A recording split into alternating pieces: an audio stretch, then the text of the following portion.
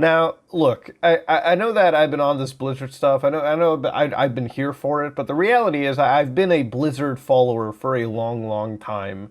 And if you want to look at one of the companies that I play my games from primarily, this was one of them.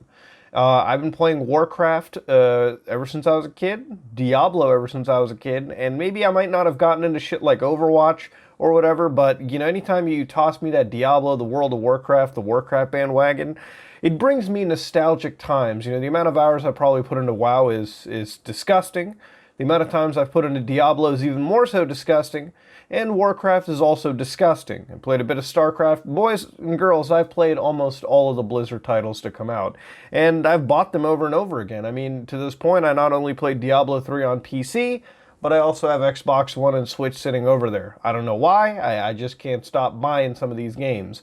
But I have had this boycott for forever at this point, indefinitely. You know, looking into how Blizzard is treating it, they've basically been cutting out everything. They've been on this warpath to try to clean their game or basically appease their overlords or whatever, ladies and gentlemen. At this point, Blizzard to me is a joke.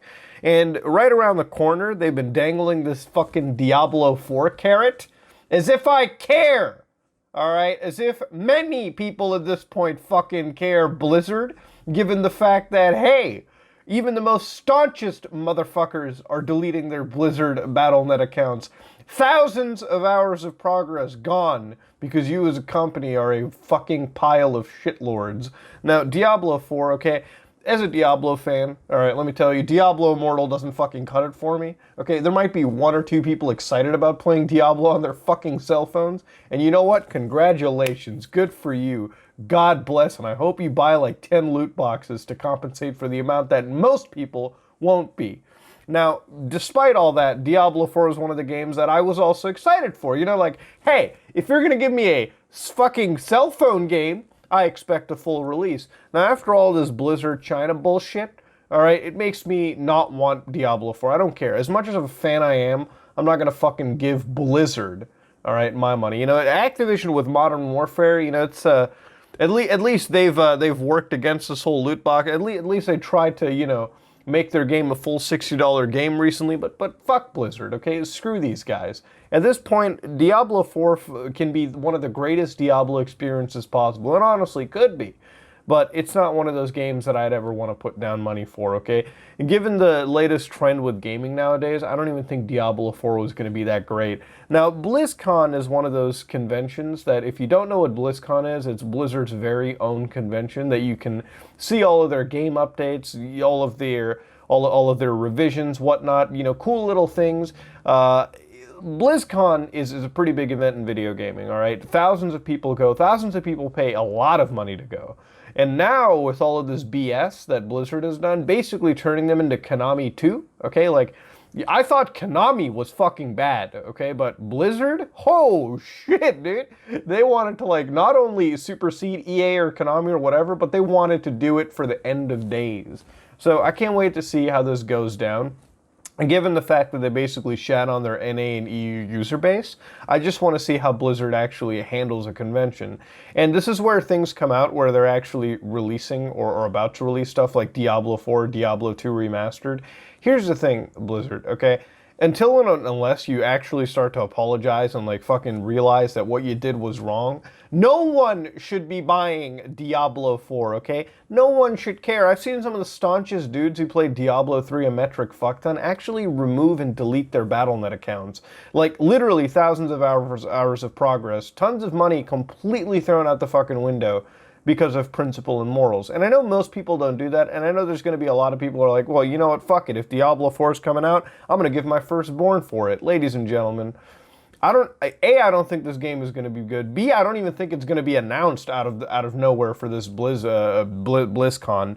But looking into this BlizzCon, I can honestly see that it's going to be hilarious watching how much Blizzard tries to ignore the obvious protests that are going to fucking exist during it. Because for me, what I'm really wanting to see is during this convention, how many people walk in with like signs? You know, how many people walk in with full-on protest material? How many people, A, don't even show up? How much trouble gets caused? Because you got to realize BlizzCon is televised everywhere. So it goes to all of their fucking audiences.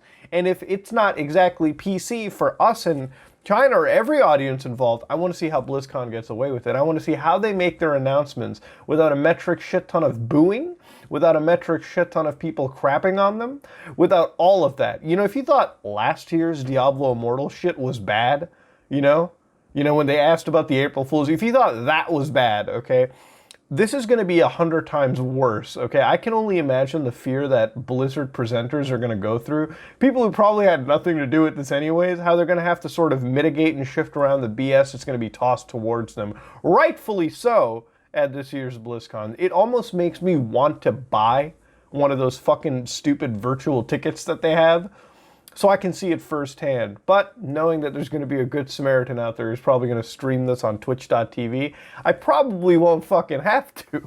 Or here's the best example, there's going to be a shit ton of news media sites who are going to cover this, ladies and gentlemen. That's what's going to entice me. But given what has happened in the last 2 weeks with one company specifically, to the point where the United States government gets involved, giving them an open letter as to not be little bitches, I want to see how this goes down, okay? Because here's the thing. You know, for me, it went beyond video games. It went to a point of, human rights interests, okay? Like, fuck your video games, fuck whatever. I just want the company that I play games with to have a somewhat decent message. But, like I said here earlier, Blizzard is, like most companies, all about the money. And there's nothing wrong with being all about the money. It's to the point when being all about the money completely fucks up your moral compass, is when you got to sit back and realize, was it all worth it? But hey, at least out of all of this, we get some fucking entertainment for this year's BlizzCon. One good BlizzCon, I would say. One to remember, folks. One that's going to be up there with some of the best conventions that we've ever cringed at. But ladies and gentlemen, sit back, relax, let the bullshit ferment, and we'll come back to a crappy, cringy BlizzCon, hopefully. That being said, this is Muda, and if you like what you saw, please like, comment, and subscribe. Dislike if you dislike it. Let me know if you're excited for one of the cringiest gaming conventions to possibly happen. I am out.